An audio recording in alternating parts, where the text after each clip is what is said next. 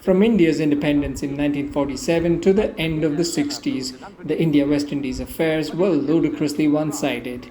The West Indies did not lose a test to India through the 1950s and 60s.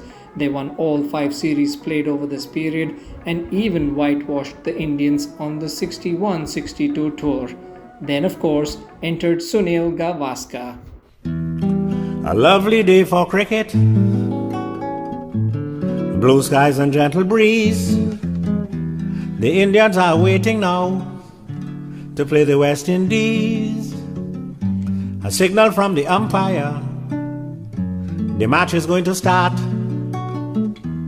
The cricketers come on the field, they all look very smart.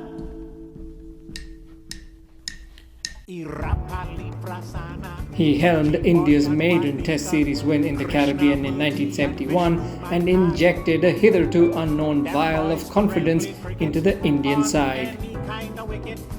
Smashing 774 runs with 3 centuries and a double century, Gavaskar made his debut series a nightmare for the hosts.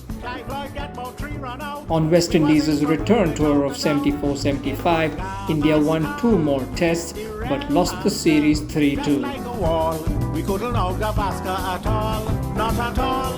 You know the West Indies couldn't out Gavaskar at all.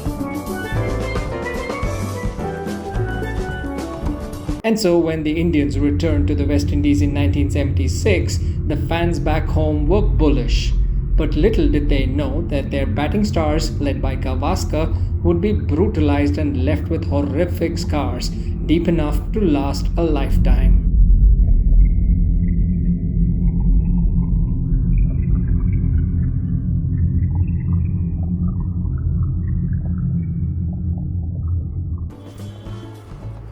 Sunil Gavaskar was unlike any batsman that India had seen.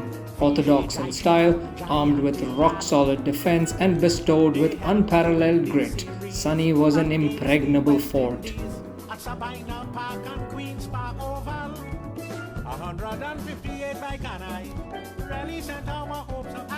In 76, studded with stars like G.R. Vishwanath, Mohinder Amarnath and a young Dileep Vengsarkar, India landed on the Caribbean shores with the hope of repeating their 1971 feat. But their hopes were dashed in the first test when the hosts beat the Indians by an innings and 97 runs. But you know, the Indians had Gavaskar. Clive Lloyd set India an improbable 403 to win the third test in Trinidad and level the series, and Vengsarkar alongside Vishwanath smashed the West Indians to all corners. It was only the second time in Test history that a team had chased 400 plus to win a test, and the hosts were positively infuriated. The Indians, meanwhile, were upbeat with the hope of winning a second series in the Caribbean, but they knew nothing of what was in store for them. What followed in the deciding test in Jamaica is now referred to as a bloodbath, but before we get into that, here's a backstory. Before the Indians arrived in 76, the West Indies toured Australia for 6 tests and lost 5-1.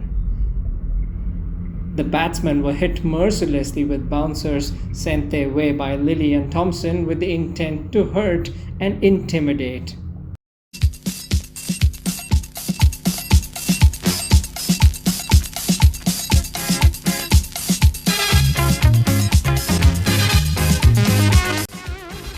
Back home, the crowd's lust for revenge and Lloyd's head had reached equal proportions. To top it all, India chased a target nobody expected any team to chase, and suddenly Lloyd had both his captaincy and the series on the line in Jamaica.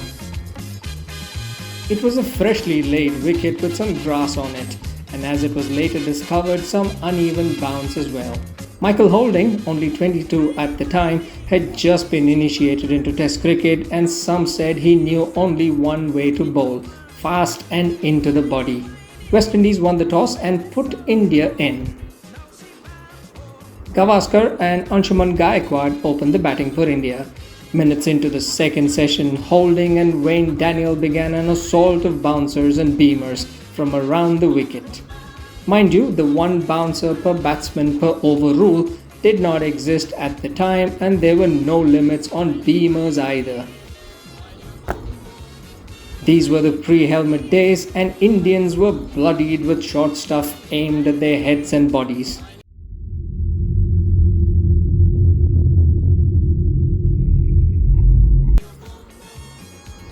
But the real trouble began on day 2. Chants of kill him man reverberated at Sabina Park. With the second new ball in hand, Holding made one jump off not more than 3 yards from Amarnath, and as the batsman raised his hand to fend it off, the ricochet was taken by Brendan Julian at short leg. First man down. Vishwanath walked in and received a nasty bouncer first up.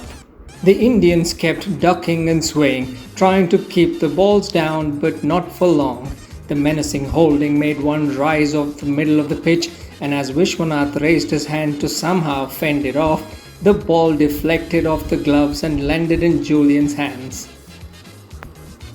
But something had happened in that split second. The devastating impact of the ball had broken Vishwanath's finger.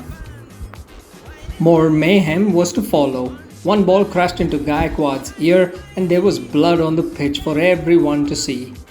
And no sooner had Gaikwad been carried off into the pavilion after hapless requests for help by the Indian team manager than Brijesh Patel, one of the heroes at Trinidad, followed with his lips split open by another Holding bouncer. Now, despite the carnage, Gaikwad batted heroically for over 7 hours and made 81.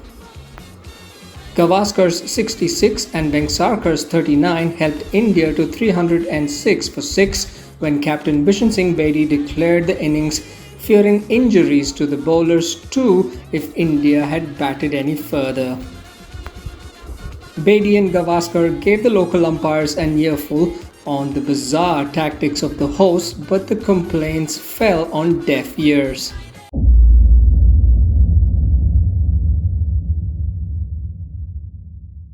I gave the umpires a piece of my mind. It became so painful to watch that I had to make the disgusting gesture of declaring in a 6-day test, Bedi had said later.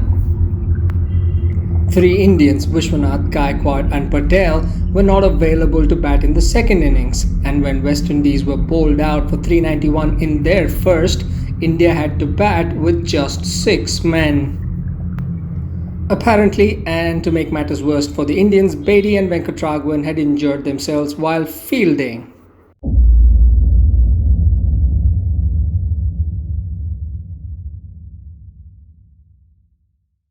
This time, Vengsarkar and Gavaskar opened and the assault began all over again. Amarnath batted valiantly for 60 but with little support as India found themselves 97 for 5 and out of men to bat. Bedi was forced to declare with a slender lead of 12 runs and the hosts knocked off the target in just 11 balls.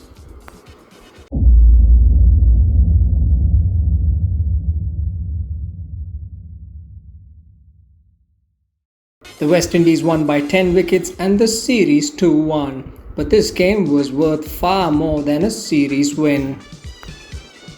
After this fearsome display, Clive Lloyd decided to unleash the full fury of West Indies fast bowling by playing 4 fast bowlers consistently: Holding, Roberts, Garner, Croft, Marshall, Ambrose and Walsh.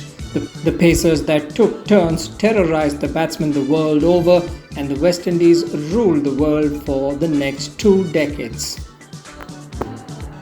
The Indian team manager Polly Umrigar called a press conference to protest the West Indies tactics, and Gavaskar called the behavior of the crowd barbarian.